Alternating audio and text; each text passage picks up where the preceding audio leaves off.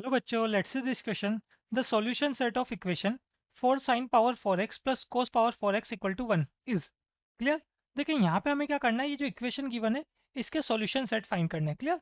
तो ये जो इक्वेशन हमारे पास चल रही है 4 sin पावर 4x, इसमें हमने क्या किया, जो सेकंड टर्म चल रही है इसको आरएचएस में लेके गए तो 1 माइनस cos पावर 4x को हम cos square x whole square ऐसा नोट कर सकते हैं। ठीक है, a square minus b square का फॉर्मूला अप्लाई कर लेते हैं आरएचएस में। तो ये बन जाएगा a plus b a minus b मतलब 1 प्लस कोस स्क्वायर एक्स और 1 माइनस कोस स्क्वायर एक्स। ठीक है, 1 माइनस कोस स्क्वायर एक्स जो है हमारे पास साइन स्क्वायर एक्स होगा। क्लियर। अब ये जो टर्म हमारे पास चल रही है इसको अगर मैं एलएचएस में लेके आऊंगा तो ये हमारे पास कैसा बनेगा। देखो, एक तो हमारे पास चल रहा है यहाँ पर 4 sine power 4x minus 1 minus cos square x, ये तो साइन स्क्वायर एक्स बन गया।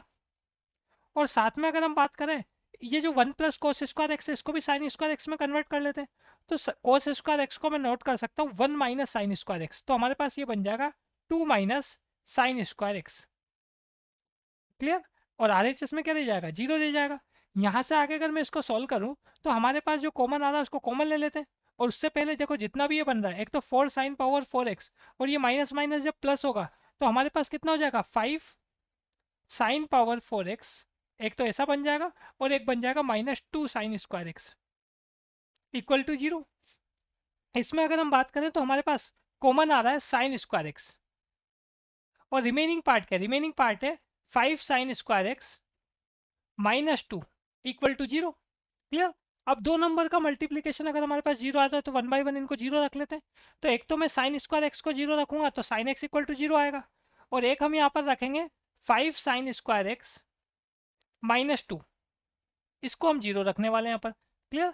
तो देखिए यहाँ से आगे अगर हम बात करें तो एक तो हमारे पास sine x equal to zero के लिए हम क्या करेंगे, जनरल सॉल्यूशन देखेंगे। और एक ही जो सेकंड इक्वेशन हमारे पास आई है इसके लिए भी हम क्या करने वाले हैं, यहाँ पर जनरल सॉल्यूशन देखने वाले हैं। तो sine x equal to zero की अगर हम बात करें, मैं इसको नोट कर सकता हूँ sine x equal to sine zero. ठीक है।